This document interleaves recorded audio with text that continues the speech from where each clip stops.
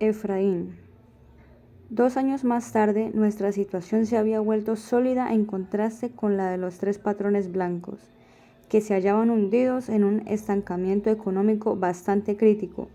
Los 3 tuvieron que aumentar los precios de compra de los artículos hasta 7 y 8 veces más de lo que pagaban cuando llegábamos nosotros. Y a pesar de todo no pudieron igualar nuestros precios por la sencilla razón de que no contaban con las conexiones que teníamos nosotros en el interior del país. Nuestro negocio en el renglón de las telas era hasta muy simple. Le comprábamos a una fábrica 10, 15 yardas de otomana con desperfectos a 2.32 la yarda y veníamos a regalarla aquí por 9.50. Mientras los demás tenían que venderla a 15. La tela colombiana es pan y carne para los peruanos y cuando arrimaba la lancha les cambiábamos 4 o 5 mil yardas por 4 o 5 mil cartuchos para escopeta o por tarros de leche condensada y el solo canje estábamos ganándonos ya 10, 15 veces más de lo que habíamos invertido. Por su parte, Julián había continuado con algún éxito sus incursiones al Merití-Paraná. Cuando fue por primera vez a aquella zona, los indios andaban con guayuco. Ahora sus mujeres usaban vestidos de nylon llevados por él, zapatos de tacón, sostenes. Tal vez lo único que no había entrado allí eran las medias veladas. Julián les enseñaba a usar todo eso. Fue un proceso muy rápido a pesar de que cada viaje era de meses, pues tenía que penetrar mucho en la selva para llegar a donde estaban las tribus de yucunas, macunas, coreguajes, muinames, huitotos, mirañas y no sé cuáles más. Últimamente las indias decían, marido no comprando vestido tela y yo dejando marido. Dejaban a sus compañeros y se iban con otro que sí les diera vestidos, coloretes, crema dental y cepillo.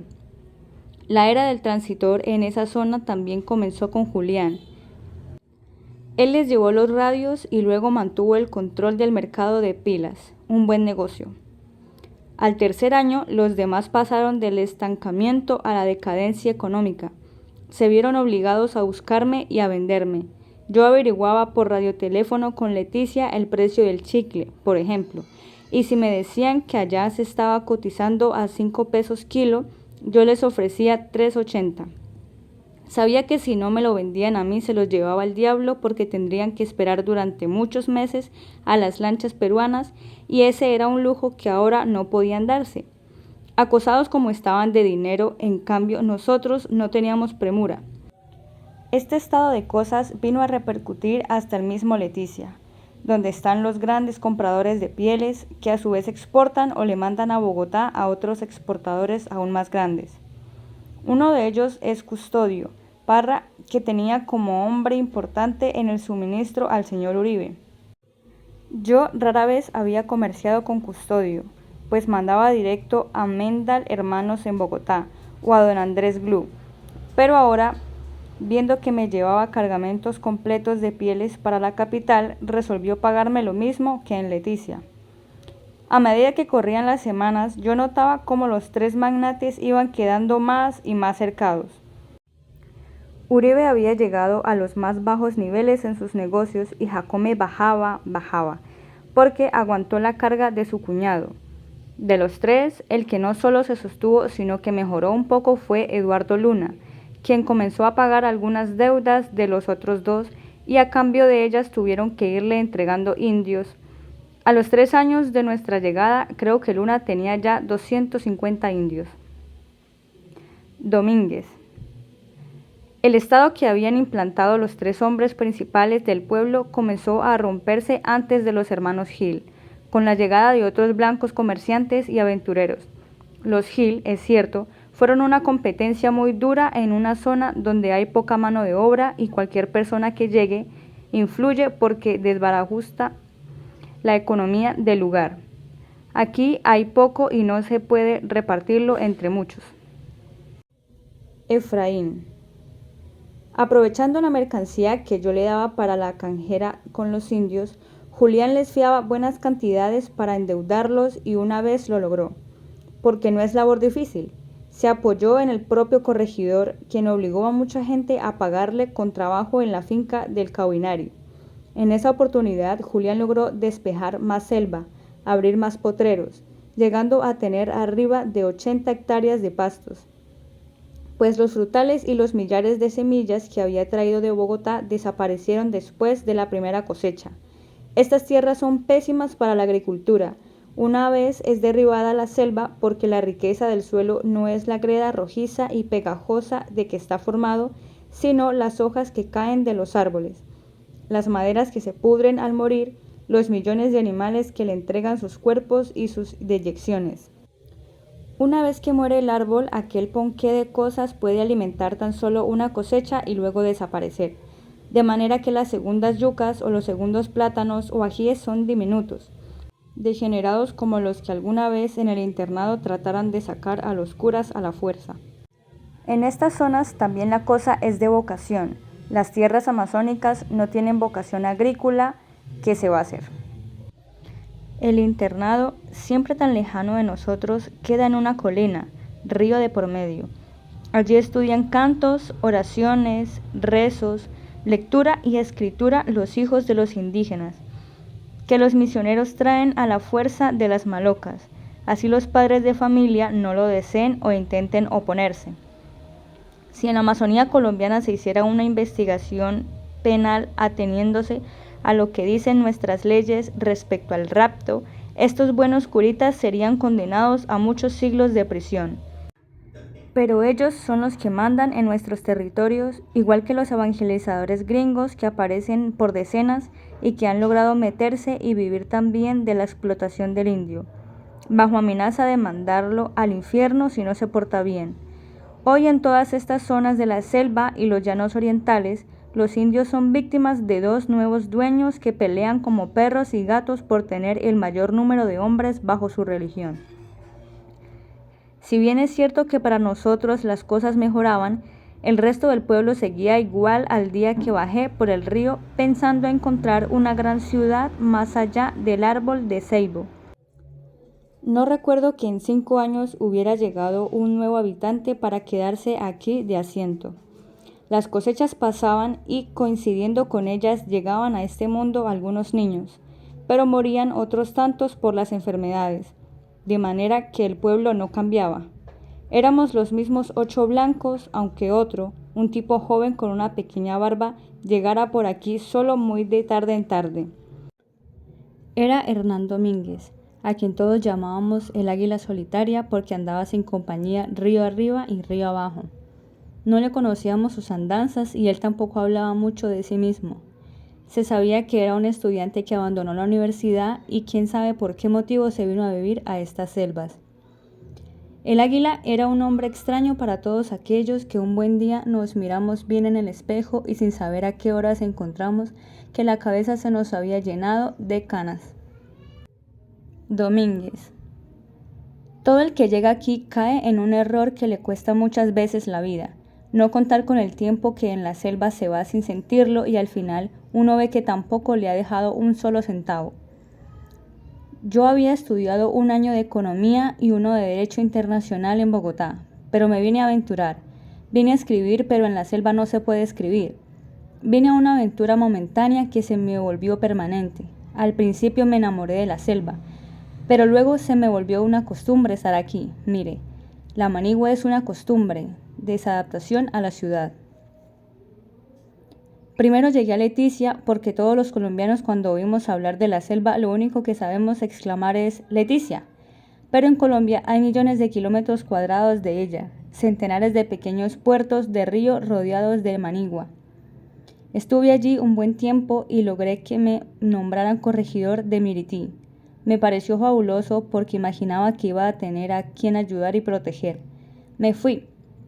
Viví allí unos cuantos meses y después me di cuenta que los empleados públicos no tienen nada que hacer en estos parajes fuera de comer, dormir, cobrar rara vez un sueldo y seguir comiendo y durmiendo. La comisaría no tiene medios. El corregimiento queda muy lejos de donde están los indios. Así que resolví cerrar la choza, guardar la almohadilla y el sello de caucho que me dieron y salirme a cazar. Estuve entonces en las cabeceras del Mirití buscando nutrias y lobos, pero están casi extinguidos. Primero soñé con ganar millones de pesos con la caza, pero nunca lo conseguí.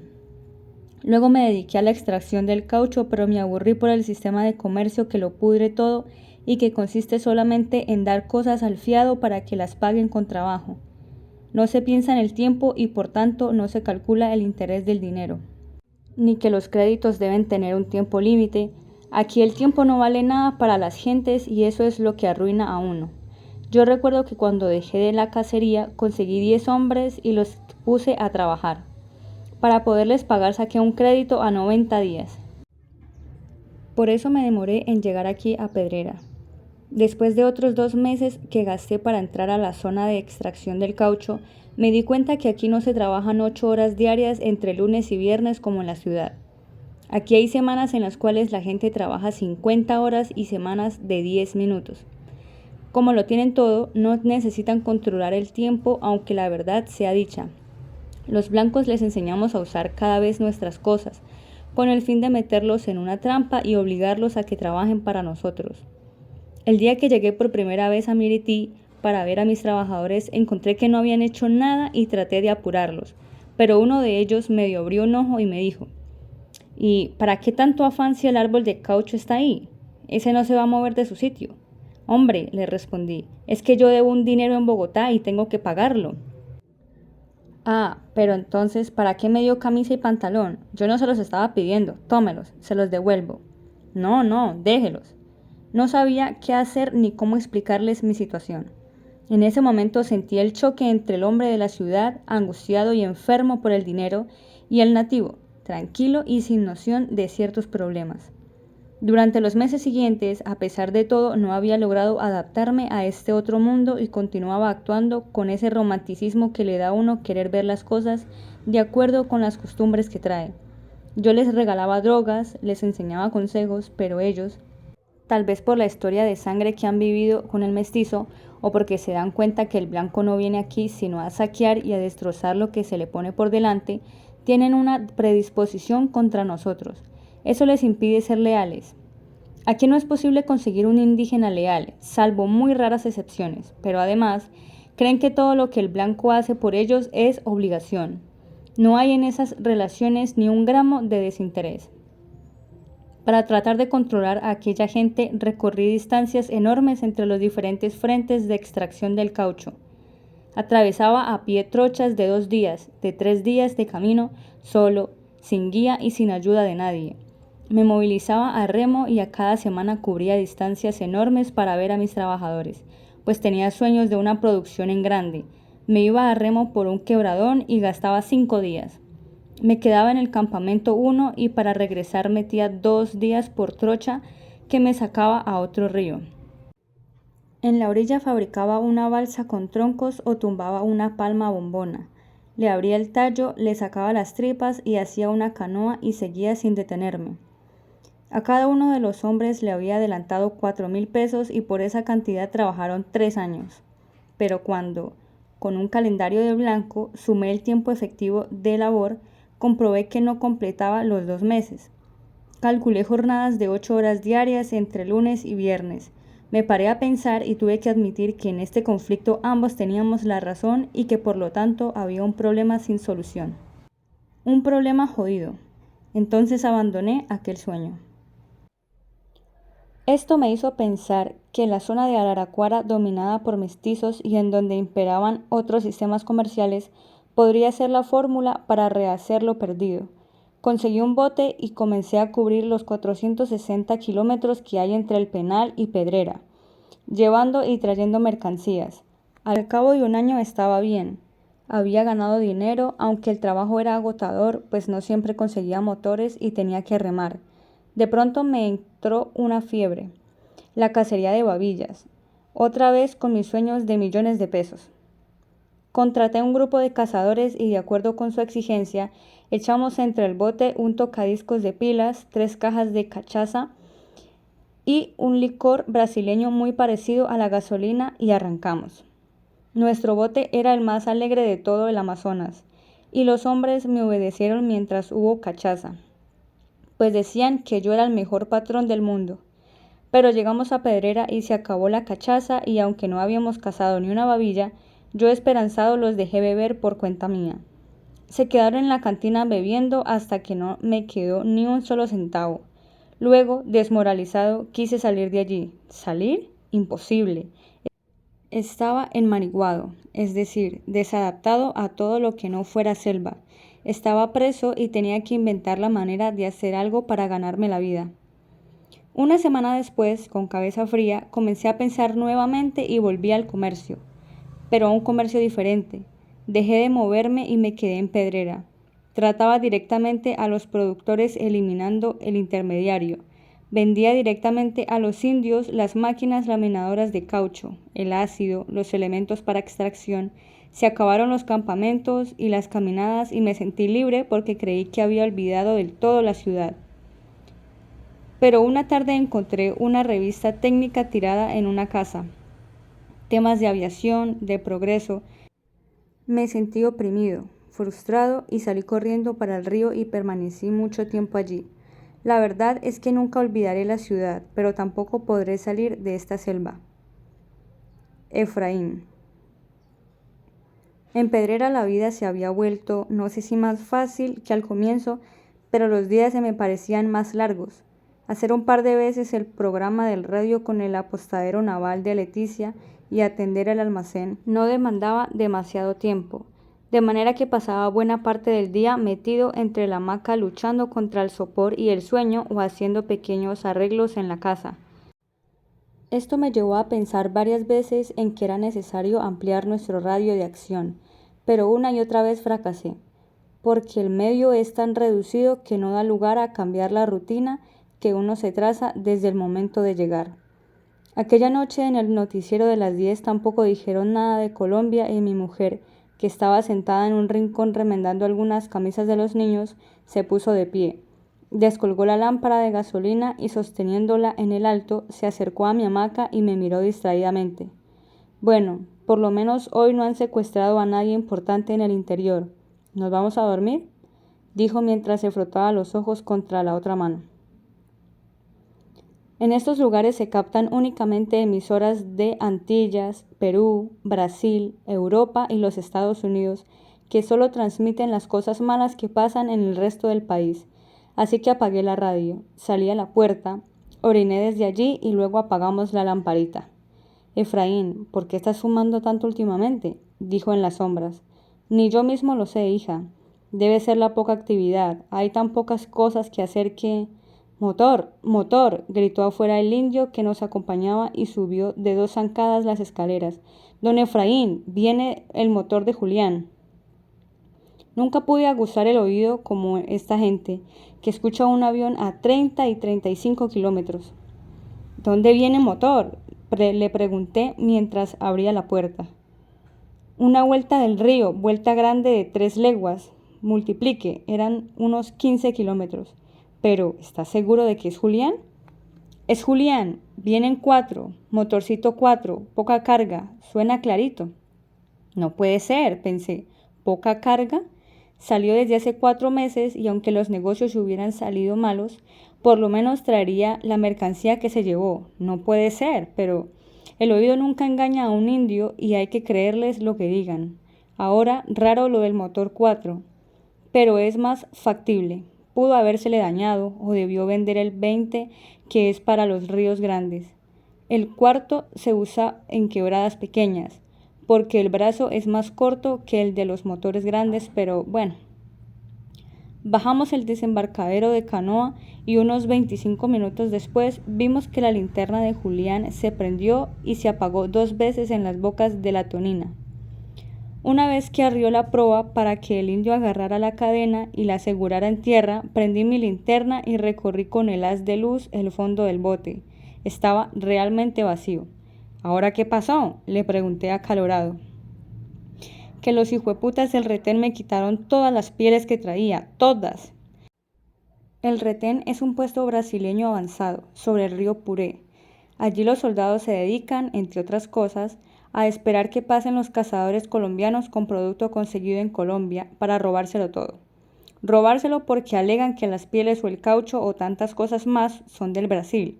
El río Puré es una arteria inmensa, el doble del ancho del río Magdalena, que corre 98% por el territorio colombiano, pero unos 30 kilómetros antes de su desembocadura toca al Brasil. Y en aquel punto está el puesto. Los cazadores tienen obligatoriamente que pasar por allí, pues ahí no hay en Colombia una vía que nos permita comunicarnos. Esta situación es aprovechada por aquellos señores.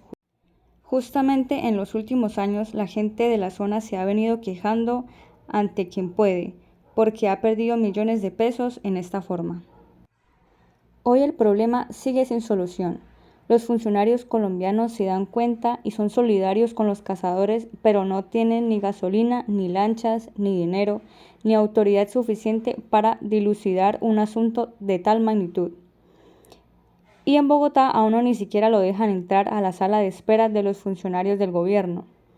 Ya en casa y mientras Julián desocupaba los grandes platos de sancocho de pescado que mi mujer puso a calentar tan pronto como escuchó al indio, las quejas fueron saliendo entre cucharada y cucharada. Es que ustedes, los que están aquí tranquilos sin preocuparse por nada, no saben lo jodida que está la cosa allá adentro. Gasto 3 años para ganarme un poco la confianza de la gente del Mirití y ahora que se presenta esto, primero se están agotando las pieles, Efraín, y no nos quedan más de 2 años de negocio. Ya es bueno que vayas pensando en hacer otra cosa o en salir de aquí junto con tu mujer y tus hijos. Es que hay mucha gente dándole duro a los animales y hoy son escasos. Ríete, lo berraco que es encontrar una casa de un indio donde le alumbren a uno una puta piel. Y para completar, las que se logran conseguir se las roban los señores del Yaguas. Yo sabía lo del puré, pero no le presté mayor atención hasta que, claro, me tuvo que pasar a mí. 4. 5 vasos de limonada, casi 1 libra de fariña. El plato estaba vacío y Julián alzó por primera vez los ojos. Buscó a mi mujer.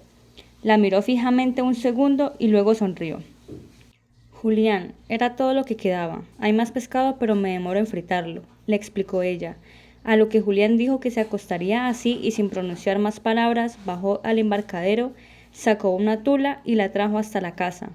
Colgó 2 cuerdas de las vigas, engarzó las puntas de la hamaca y tras lanzar un par de eructos se acostó y quedó profundo. Al día siguiente, muy temprano, sentí que las vigas chirriaron y la casa tembló suavemente. Levanté la cabeza y lo encontré sentado en la hamaca mirándome. Ya tengo la solución, Efraín. Ya sé que hacer un camino de unos 200 kilómetros para hacerle el cuerpo a los brasileños. ¿Un camino de 200 kilómetros en plena selva? Usted está loco, mijo. Loco de remate. Pero, ¿qué tiene de particular? Tiene que es un sueño muy difícil de realizar. 200 kilómetros en semejante selva no los abren ni 1000 hombres. Y luego, ¿qué es que se debe estar listos en 2 días? Respondió, hay que pensar en grande y para eso hay que pasar a largo plazo, hermano. Yo voy a hacer ese camino aunque me muera. Es que los colombianos no podemos seguir siendo los mediocres que hemos sido toda la vida. Claro, como pensamos en chiquito, somos unos centaveros y estamos jodidos porque tenemos que depender siempre de los demás. Voy a hacer ese camino. ¿Cuándo? ¿Con qué?